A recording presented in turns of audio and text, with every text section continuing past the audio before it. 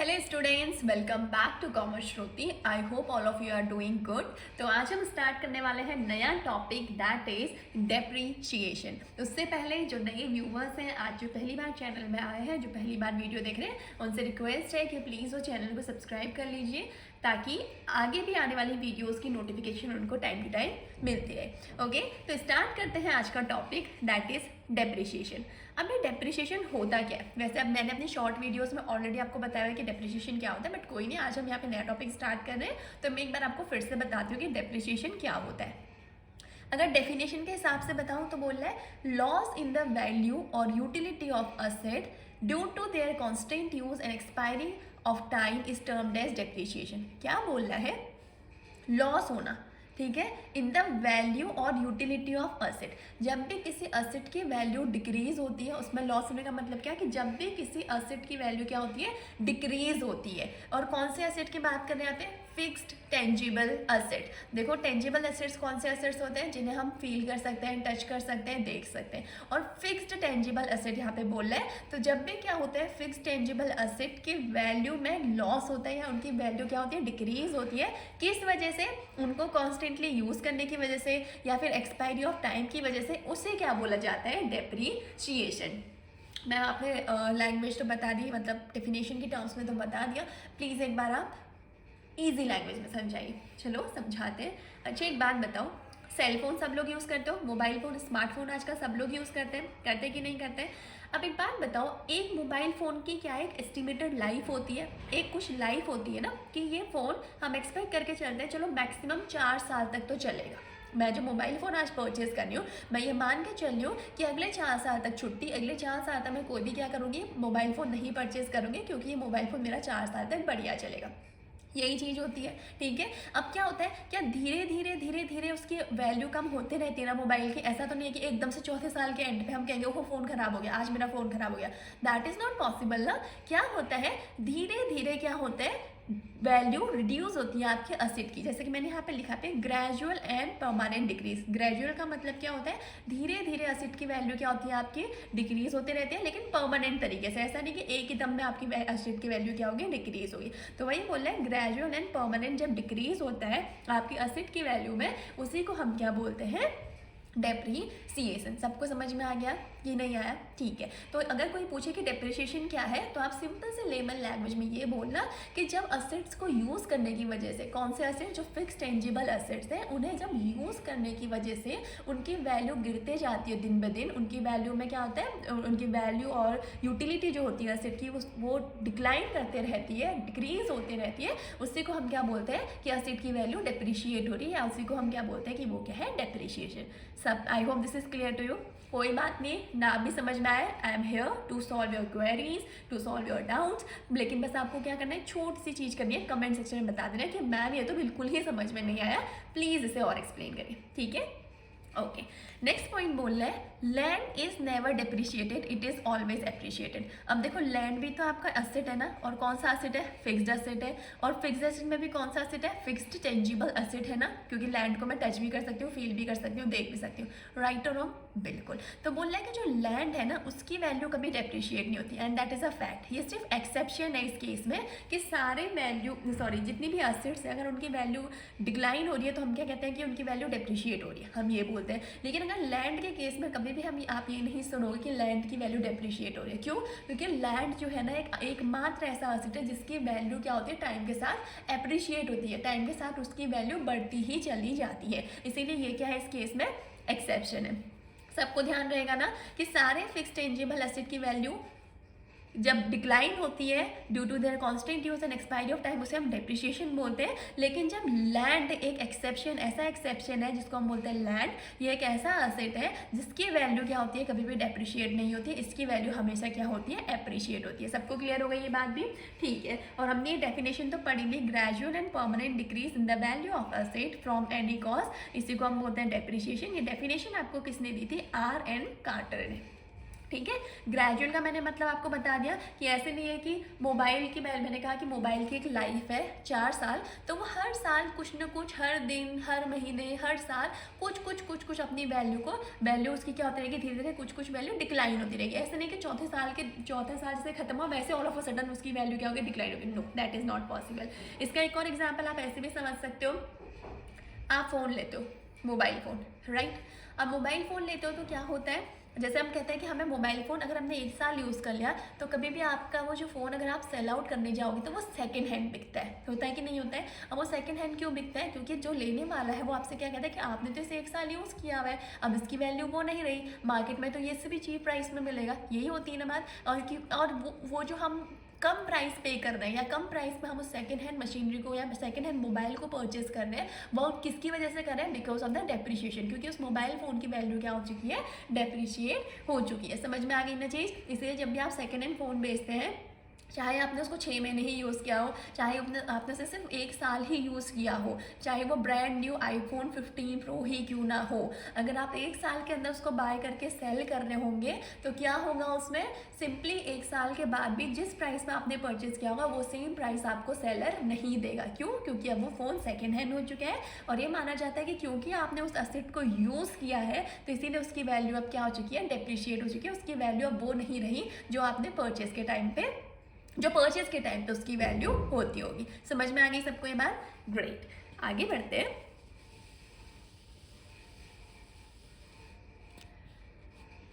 Next हमारा यहाँ पे आता है इनटेंजिबल फिक्स एसेट्स। अब देखो, मैंने आपको ये तो बोला कि जो टेंजिबल फिक्स एसेट्स हैं उनकी वैल्यू जब डिप्रिशिएट होती है उसे हम बोलते हैं डेप्रिशिएशन। यही बोला ना, जब उनकी वैल्यू में लॉस आता है, वैल्यू उनकी गिरती है, तो मैंने बोला हम उसको बोलेंगे, उसको हम डेप्रिशिएशन बोलते हैं। तो मैम, बिजनेस में सिर्फ फिक्स्ड टेंजिबल एसेट्स तो नहीं होते, कुछ इंटेंजिबल एसेट्स भी होते हैं, कुछ अदर तरीके के फिक्स एसेट्स भी होते हैं। बिल्कुल होते हैं, जैसे कि इंटेंजिबल फिक्स एसेट्स। अब देखो, गुडविल मैंने बोला, गुडविल हमारा फिक्स एसेट्स होता है कि नहीं होता है। अब कैसा फिक्स एसेट्स है, इंटेंजिबल। मैंने इसको इंटेंजिबल की कैटेगरी में क्यों रखा हुआ है, बिकॉज हम गुडविल, हमें पता तो है गुडविल हमारी बिजनेस की रेपुटेशन को शो कर रहा है, लेकिन क्या मैं गुडविल को देख सकती हूँ, फील कर सकती हूँ, टच कर सकती हूँ?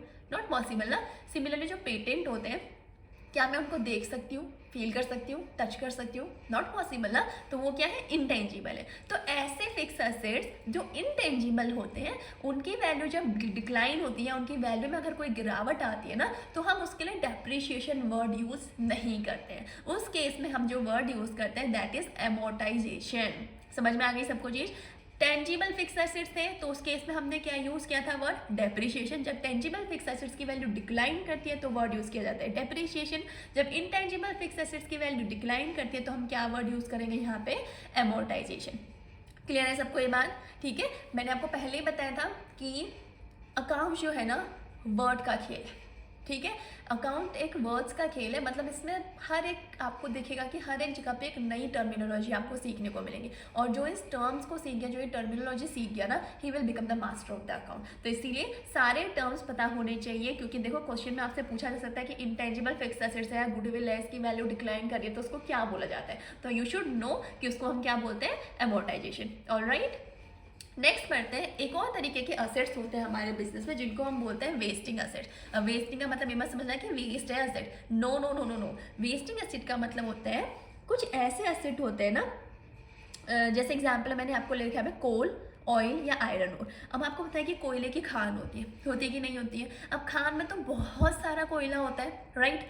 लेकिन उस कोयले में से आप जितना यूज़ कर लेते हो ना, हम क्या कहते हैं कि उतना कोयला हमारा बाहर निकल गया। यानी कि एक तरीके से मैं आपसे क्या कहना चाह रही हूँ कि उतने का जितना पोर्शन हमने वहाँ से एक्सट्रैक्ट कर लिया, बाहर निकाल लिया, रिमूव कर लिया, वो तो मेरा दोबारा उस कोयले की खान में ऐड नहीं होएगा ना। तो एक ऐसा एसेट है जितना आपने यूज़ कर लिया, हम कहते हैं उतना वेस्ट हो गया, इसीलिए इसको टर्म दिया गया। लेट्स सपोज मेरे कोयले की खान में 1 लाख टन का कोयला पड़ा हुआ है, ठीक है। उसमें से ही मेरे पास ऑर्डर आया, डिमांड आई कितने, 5,000 टन की। तो मैंने उस 1 लाख कोयले की खान में से ये 5,000 टन निकाल दिया ना। अब इस 1 लाख कोयले की खान में ये 5,000 टन दोबारा तो नहीं आएगा, वो तो खान है ऑलरेडी। यानी कि जितना जितना मैं उसको यूज़ करती रहूँगी उतना उतना वो खाली होती रहेगी, राइट और रॉन्ग? इसीलिए ऐसे एसेट को क्या बोला जाता है? Wasting asset. समझ में आया ना? ऐसे ही जो ऑयल वेल्स होते हैं, इनमें भी क्या होता है, जितना आप ऑयल निकालते जाओगे उतना वो ऑयल वेल खाली होता जाएगा, मतलब जितना आपने यूज़ कर लिया वो दोबारा से उसमें फिल नहीं होने वाला है। इसीलिए हम ऐसे एसेट को क्या बोलते हैं? Wasting asset. और जब ये वेस्टिंग एसेट की वैल्यू क्या होती है? डिक्लाइन होती है ना, उसके लिए टर्म का यूज़ किया जाता है? डेप्लीशन।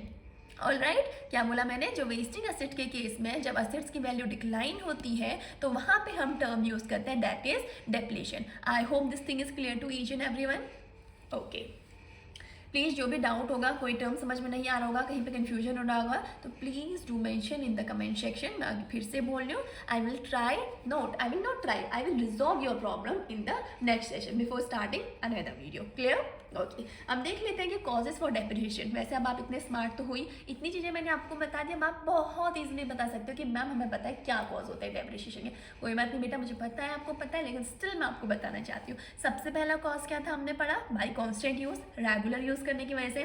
गुड। नेक्स्ट बोला है बाई एक्सपायरी ऑफ टाइम। ठीक है, अगर गुड्स जो उनकी अगर एक्सपायरी डेट ही आ चुकी है, वो गुड्स ही एक्सपायर हो चुकी है, वो एसेट ही एक्सपायर हो चुका है, तो भी हम क्या कहते हैं कि वो उसकी वैल्यू क्या हो जाती है? डेप्रिशिएट हो जाती है। Third one is by obsolescence. So one of the cause for depreciation is जब क्या होता है, हमारा एसेट क्या होता है? ऑब्सोलीट हो जाता है। अब ऑब्सोलीट होने का मतलब क्या है? जैसे कुछ पुराने एसेट होते हैं, let's say for example typewriters. ठीक है, टाइपराइटर्स क्या थे? पहले ज़माने में यूज़ किए जाते थे फॉर टाइपिंग एंड ऑल। ठीक है, अब क्या हुआ? कुछ नए इन्वेंशंस आए, तो नए इन्वेंशन आने की वजह से टाइपराइटर क्या हो गए? मार्केट से ऑब्सोलीट हो गए, यानी कि उनकी वैल्यू क्या हो गई? डिप्रिशिएट हो गई, या वो मार्केट में एग्जिस्ट ही नहीं करते। So that is one of the reason for your, we can say one of the cause for your depreciation. तो ऑब्सोलीट होना किसी एसेट का भी एक रीजन कहलाता है, किसके लिए? डेप्रिसिएशन के लिए। जैसे जैसे ऑब्सोलीट होते जाएंगे प्रोडक्ट, नई नई इन्वेंशन आती रहेंगे, तो क्या होती है? उस पर्टिकुलर एसेट की क्या होती है? वैल्यू डेप्रिशिएट होती रहती है। Next one is by depletion, ये हमने ऑलरेडी डिस्कस कर लिया depletion. Next one is by permanent fall in price, यानी कि अगर किसी एसेट के परमानेंटली फॉल होती रह रही है प्राइस में, तो उसको भी हम क्या कहते हैं? One of the reason for depreciation. Clear है सबको कि क्या क्या कारण हो सकते हैं डेप्रिसिएशन के? ऑलराइट, नेक्स्ट हम आगे बढ़ते हैं, which is the most important topic, क्योंकि अभी तक हमने थ्योरेटिकल पोर्शन कवर किया हुआ था। अब हम आगे बढ़ते हैं, जो आपको इसमें main, excuse me, practical portion के लिए पढ़ना है। ठीक है, आपको डेप्रिसिएशन कैलकुलेट करना होगा, तो how you will calculate the depreciation, उसके लिए मैंने आपको यहाँ पे मेथड्स दिए हुए। मेथड्स ऑफ डेप्रिसिएशन, आपको यहाँ पे सिर्फ 2 मेथड्स दिख रहे होंगे। क्यों 2 मेथड दिख रहे हैं? बिकॉज ये गुड न्यूज़ है आपके लिए कि आपके सिलेबस में सिर्फ 2 ही मेथड है, आपको सिर्फ 2 ही मेथड्स कवर करने हैं। ऑलराइट, ओके, तो फर्स्ट मेथड क्या है इसमें? Straight line method. देखो बेटा, यहाँ पे सबसे इंपॉर्टेंट चीज़ क्या है ना, कि आपको हर एक मेथड के, जो कि मैंने 3-3, 4-4 नाम लिखे हुए हैं, सारे नाम लर्न होने चाहिए by heart. Why I am saying that? क्योंकि एग्जाम में आपसे कभी कभी ऐसे पूछ लिया जाता है कि स्ट्रेट लाइन मेथड से डेप्रिसिएशन कैलकुलेट करके बताओ, या आपको दूसरे नाम दे देते हैं यहाँ पे कि फिक्स्ड और इक्वल इंस्टॉलमेंट के बेसिस पे क्या करो? डेप कैलकुलेट करो, या फिर how you can calculate depreciation on original cost. तो किसी भी तरीके से आपसे क्वेश्चन पूछ सकता है, तो आपको पता होना चाहिए जो हम आज पहला मेथड पढ़ रहे हैं, that is straight line method. इसके कुछ और नाम भी होते हैं, इसे फिक्स्ड और इक्वल इंस्टॉलमेंट मेथड भी बोला जाता है, और इसे depreciation on original cost method भी बोला जाता है। ऑलराइट, ओके, तो दूसरा मेथड आपको पढ़ना है, दैट इज डिमिनिशिंग और रिड्यूसिंग और रिटर्न डाउन वैल्यू मेथड। यानी कि हमें जो सेकंड मेथड पढ़ना है उसका नाम तो क्या है? रिटर्न डाउन वैल्यू मेथड, जो कि मोस्टली आपको क्वेश्चंस में देखने को मिलेगा, लेकिन इसको हम डिमिनिशिंग मेथड भी बोलते हैं, या फिर रिड्यूसिंग बैलेंस मेथड भी बोलते हैं। ऑलराइट, ठीक है, तो हम बढ़ते हैं हम आज का जो पहला मेथड मैं यहाँ पे डिस्कस करने वाली हूँ आपके साथ, that is straight line method. इस स्ट्रेट लाइन मेथड से डेप्रिसिएशन चार्ज करने का या कैलकुलेट करने का आपके पास क्या होता है? एक फॉर्मूला होता है। वो फॉर्मूला कुछ ऐसे है, cost of asset minus scrap value divided by expected और एस्टिमेटेड लाइफ ऑफ असेट।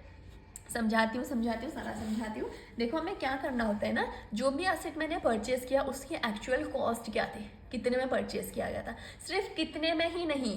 देखो क्या होता है ना, जो एसेट होती है ना, उसकी कॉस्ट में और भी चीज़ें ऐड होती हैं। कौन सी और चीज़ें ऐड होती है मैम? जैसे उस एसेट को आपके वहाँ तक लाने के लिए आपने कोई ट्रांसपोर्टेशन कॉस्ट पे की होगी, राइट, और दूसरा उसको इंस्टॉल करने में कोई कॉस्ट पे की होगी। तो जब तक आप किसी भी मशीनरी को एक्चुअल में यूज़ नहीं करने लग जाते ना, नॉट ओनली मशीनरी, जो भी आपने एसेट परचेज किया है, जब तक आप उसे एक्चुअल में यूज नहीं कर रहे हैं या फिर उसको यूज करने लायक पोजीशन में लाने के लिए, पोजीशन में लाने तक, मतलब उसको ताकि आप यूज कर सको, उस पोजीशन में लाने तक जो आप खर्चे कर रहे हैं ना, वो सारी उस एसेट की क्या कहलाती है, कॉस्ट कहलाती है। समझ में आया? जैसे लेट्स सपोज आपने रेफ्रिजरेटर क्या किया, ऑर्डर किया, ठीक है, एक तो कॉस्ट आपने रेफ्रिजरेटर को ऑर्डर करने की पे करी होगी, साथ ही साथ उसने वहाँ पे आपसे किस किस चीज़ के चार्ज लिए होंगे। अगर वो आपको ट्रांसपोर्टेशन अलाउ प्रोवाइड कर रहा है तो उस ट्रांसपोर्टेशन का भी उसने कॉस्ट बियर किया होगा। अगर उसने कहा है कि हम आपके रूम पे या घर पे फ्रिज को प्रॉपर इंस्टॉल करके आएंगे, जैसे एसी को प्रॉपर इंस्टॉल किया जाता है ना, तो उसको प्रॉपर इंस्टॉल किया जाएगा। अगर हम शॉपकीपर या सेलर आपसे ये बोल रहा है तो वो जब तक आपको प्रॉपर उसको इंस्टॉल कर रहा है ना, जब तक आप उसको यूज़ नहीं कर लेते, उसको यूजेबल पोजीशन तक लाने तक के जो भी खर्चे होते हैं उनको हम क्या बोलते हैं, that is the cost for that particular asset. सबको क्लियर है ये चीज़? गुड। नेक्स्ट उसमें से हम क्या माइनस करते हैं, स्क्रैप वैल्यू। यानी कि हम कहते हैं ना कि अगर एक बार हमारे पास जो असेट है उसको हमने पूरा, उसकी जितनी एस्टिमेटेड लाइफ थी 10 साल तक चलने वाली थी, 10 साल यूज़ किया, तो उसके बाद वो कबाड़ के भाव बिकता है, राइट और नॉट, ठीक है। तो अगर वो कुछ उसकी स्क्रैप वैल्यू आई, यानी कि अगर कबाड़ में आपने बेच के अगर 1000-2000 रुपये उसे अर्न कर लिए, तो उस स्क्रैप वैल्यू को हम माइनस करते हैं, उसी को क्या बोला जाता है, स्क्रैप वैल्यू। स्क्रैप वैल्यू को यहाँ पे हम डिफरेंट नाम से जानोगे, जैसे scrap value, residual value, breakup value या फिर साल्वेज वैल्यू। मतलब कौन सी वैल्यू कि एसेट को पूरा यूज़ करने के बाद जब मैंने उसको कबाड़ के भाव बेचा तो उससे जो पैसा मिला उसको हम क्या बोलते हैं, स्क्रैप वैल्यू, और उसको यहाँ पे क्या किया जाता है, माइनस किया जाता है। ऑलराइट, फिर क्या करेंगे, हम इसको डिवाइड कर देंगे जो भी एक्सपेक्टेड है एस्टिमेटेड लाइफ ऑफ असेट है। अब जैसे मैं असेट परचेज कर रही हूँ तो मुझे पता है कि असेट कम से कम 10 साल तक चलेगा, तो यहाँ पे उसकी असेट एस्टिमेटेड लाइफ क्या हो गई, 10 ईयर्स। इज दैट क्लियर और नॉट? ठीक है, तो ये फॉर्मूला था इसका, जिसमें स्ट्रेट लाइन मेथड का for calculating depreciation, that is cost of asset minus scrap value divided by expected और estimated life of an asset. अब मैं आपको इसका एक छोटा सा एग्जाम्पल करवाती हूँ जिससे कि आपको और ज़्यादा क्लैरिटी आएगी। तो बढ़ते हैं आज के अपने प्रैक्टिकल पोर्शन की तरफ। ये रहा आपका क्वेश्चन आपकी स्क्रीन पे। बोल रहे हैं Ram and sons purchase a machinery. इन्होंने एक असेट परचेज किया था जिसका क्या असेट परचेज किया यहाँ पे, मशीनरी। कितने में परचेज किया, 2 लाख रुपए में। They spend 12,000 on it's freight, यानी कि उन्होंने उसको लाने पे जो किराया जो भाड़ा पे किया that is 12,000 and 8,000 for installation, और 8,000 रुपये पे करें उसको इंस्टॉल करने के। Okay, the expected life of machine is 10 years. जो हम राम एंड सन ने जो मशीनरी परचेज की है उनका मानना ही है, उनका अनुमान ये है कि वो जो मशीनरी है वो 10 साल चलेगी। उसकी लाइफ कितनी हम एक्सपेक्ट कर रहे हैं, that is 10 years. It is expected that the machine will be sold for 20,000 after it's useful life. इस सेंटेंस का मतलब क्या है कि जब उसकी लाइफ खत्म हो जाएगी और हम उस मशीन को बेचेंगे, तो मैंने आपको बताया था कि उस मशीन को हम फिर जो बेचते हैं उसको हम क्या बोलते हैं, उसकी एक स्क्रैप वैल्यू आती है, क्योंकि वो कबाड़ के भाव बिकेगी। तो बोल रहे हैं कि जब हम उसे बेचेंगे उस मशीन को, तो उससे हमें, जब हम कबाड़ में उसे बेचेंगे तो उससे भी हमें 20,000 रुपये मिलेंगे। तो 20,000 रुपये हमारे लिए क्या हो गई, स्क्रैप वैल्यू। ठीक है, तो देखो सारी चीज़ें गिवन है यहाँ पे, मशीन की कॉस्ट गिवन है, यहाँ पे मशीन की एक्सपेक्टेड लाइफ गिवन है, और साथ ही साथ स्क्रैप वैल्यू भी गिवन है। तो फॉर्मूला हमें पता है। आइए क्वेश्चन को स्टार्ट करते हैं। आई विल सजेस्ट यू कि पहले आप क्वेश्चन लिख लेना, क्योंकि मुझे तो क्वेश्चन नजर आ रहा है बट आप लोगों को ऐसे समझ में नहीं आएगा। ओके, तो देखो सबसे पहले फॉर्मूला क्या होता है, cost of asset minus scrap value divided bye estimated life of an asset. अब देखो कॉस्ट क्या थी असेट की, कुछ लोग बोलेंगे कि मैम 2 लाख रुपए। जो ऐसा बोलेगा ना वो मेरे हाथ से डांट खाएगा। क्यों? क्योंकि मैंने आपको अभी बताया कि 2 लाख रुपए तो उसकी कॉस्ट थी, लेकिन उसके साथ साथ 12,000 रुपये हमने भाड़ा पे किया है, उसको अपने बिजनेस में अपनी फैक्ट्री तक लाने का जो भी एक चार्ज हमने एक्सपेंस पे किया है, ट्रैवलिंग का खर्चा दिया दैट इज 12,000, वो भी उसकी कॉस्ट है। और जो उसको इंस्टॉल करने के 8,000 रुपये एडिशनल खर्चे वो भी उसकी कॉस्ट है। यानी कि ला के इंस्टॉल करने के बाद ही तो आप मशीन को यूज़ करोगे। तो मशीन को यूज़ करने की पोजिशन तक लाने, मशीन को यूज़ करने की पोजिशन तक लाने में जितना भी खर्चा होता है उस खर्चे को हम क्या बोलते हैं कि वो मशीनरी की है कॉस्ट है। तो टोटल कॉस्ट कितनी निकल के आ गई, 2,20,000। सबको समझ में आ गया? ओके, अब देखो मैंने इसको फॉर्मूला में पुट किया, कॉस्ट ऑफ असेट आ गई 2,20,000। स्क्रैप वैल्यू मैंने अभी आपको एक्सप्लेन किया कितनी थी, कि जब उसकी यूजफुल लाइफ के बाद हमने उसको सेल किया तो हमें कितना मिलना था उससे, 20,000। तो मैंने माइनस कर दिया 20,000, और लाइफ कितनी थी उस मशीन की, 10। तो जब इसको सॉल्व किया तो मैंने देखा कि डेप्रिसिएशन कितना निकल के आ गया, 20,000। कहने का मतलब है कि आने वाले 10 सालों तक मैं क्या करूँगी, हर साल 20 हज़ार का डेप्रिसिएशन चार्ज करूँगी। सब समझ में आ गया। फर्स्ट साल पे भी 20,000 का डेप्रिसिएशन जाएगा, दूसरे साल भी 20,000 का डेप्रिसिएशन जाएगा, तीसरे साल भी 20,000 का डेप्रिसिएशन जाएगा। ऐसे करते करते कॉन्टिन्यूसली 10 साल तक कितना जाएगा, 20,000 का डेप्रिसिएशन हम रिड्यूस करेंगे अपनी बैलेंस मशीनरी की ओरिजिनल कॉस्ट से। ये क्या शो कर रहा है, ये शो कर रहा है कि हर साल उस मशीनरी की वैल्यू 20,000 रुपये से क्या हो रही है, डेप्रिशिएट हो रही है, यानी कि इसकी वैल्यू 20,000 रुपये से कम हो रही है। जिस मशीनरी की कॉस्ट अभी स्टार्टिंग में 2 लाख रुपीज़ थी, ठीक है, वो 2 लाख से अगले साल कितनी रह जाएगी। अब एक तरीके से देखा जाए तो 2 लाख पे हम 20,000 का डेप्रिसिएशन लगाएंगे, राइट। अब हम एक तरीके से देखा तो सिर्फ उसकी वैल्यू कितनी रहेगी, 1,80,000, ठीक है। लेकिन यहाँ पे स्ट्रेट लाइन मेथड में हमें क्या करना होता है, हमें उसकी ओरिजिनल कॉस्ट पे ही डेप्रिसिएशन चार्ज करना होता है। यानी कि मैं हर बारी 2 लाख में से 20,000 को माइनस करके या फिर डेप्रिसिएशन शो करूँगी, वो किस पे शो करूँगी, जो उसकी ओरिजिनल कॉस्ट है, राइट। इसीलिए इसे ओरिजिनल कॉस्ट मेथड भी बोला जाता है। फिलहाल ये हम आगे देखेंगे और डिटेल में, बस आपको अभी मैं ये सिखा रही हूँ कि कैसे डेप्रिसिएशन कैलकुलेट किया जाता है। समझ में आ गया ना कि कैसे फॉर्मूले में पुट करके स्ट्रेट लाइन मेथड में अगर आपको दिया है तो उससे आप डेप्रिसिएशन की वैल्यू कैलकुलेट करेंगे। किसी को कोई problem, confusion, right, okay fine. अब मैं बता देती हूँ आपको कि जनरल एंट्री कैसे पास की जाती है इस केस में। तो देखो एक एंट्री भी देख लेते हैं यहाँ पे, that is depreciation account debit to machinery account, ठीक है। डेप्रिसिएशन क्या होता है, मान लें एक एक्सपेंस है, कैसा एक्सपेंस होता है, नॉन कैश एक्सपेंस होता है, और डेप्रिसिएशन को हमने डेबिट क्यों किया, because all the expenses are debited. तो हमने क्या किया, डेप्रिसिएशन अकाउंट को डेबिट किया और मशीनरी अकाउंट को यहाँ पे हमने क्रेडिट कर दिया। कितने से कितना डेप्रिसिएशन निकल गया, 20,000 being depreciation charge on machinery. ये इसकी क्या हो जाएगी, जनरल एंट्री, ठीक है। तो आज हमने कुछ बेसिक देखा डेप्रिसिएशन का कि डेप्रिसिएशन क्या होता है, डेप्रिसिएशन के क्या क्या कॉजेज होते हैं, कितने मेथड्स होते हैं डेप्रिसिएशन कैलकुलेट करने के, उसमें से हमारे लिए कौन से कितने मेथड इंपॉर्टेंट है। हमें सिर्फ 2 मेथड पढ़ना है, that is straight line method और रिटर्न डाउन वैल्यू मेथड। मैंने आपको यहाँ पे एक छोटा सा एग्जांपल भी करवा दिया है कि इसका स्ट्रेट लाइन मेथड का, ठीक है। अब हम नेक्स्ट क्लास में अपने स्ट्रेट लाइन मेथड और रिटर्न डाउन वैल्यू मेथड के कुछ एग्जांपल्स करेंगे, कुछ प्रैक्टिकल क्वेश्चंस मैं आपको उसमें करवाऊंगी, और मैं वहाँ पे आपको डिफरेंशिएट करके भी बताऊंगी कि कैसे स्ट्रेट लाइन मेथड पे हर बार ओरिजिनल कॉस्ट से ही इस 20,000 को क्या किया जाता है, माइनस किया जाता है। और लेकिन रिटर्न डाउन वैल्यू मेथड में हर साल क्या होता है,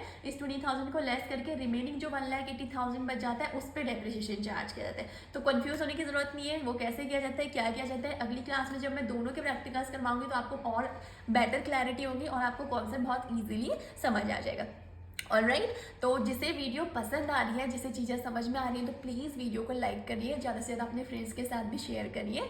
और जिसने अभी तक चैनल को सब्सक्राइब नहीं किया है तो आई विल रिक्वेस्ट यू कि प्लीज़ चैनल को भी सब्सक्राइब कीजिए। तो आज के वीडियो को यहीं पे एंड करते हैं, मिलते हैं नेक्स्ट वीडियो में with more examples, with more practical questions. Till then, thank you so much, bye bye.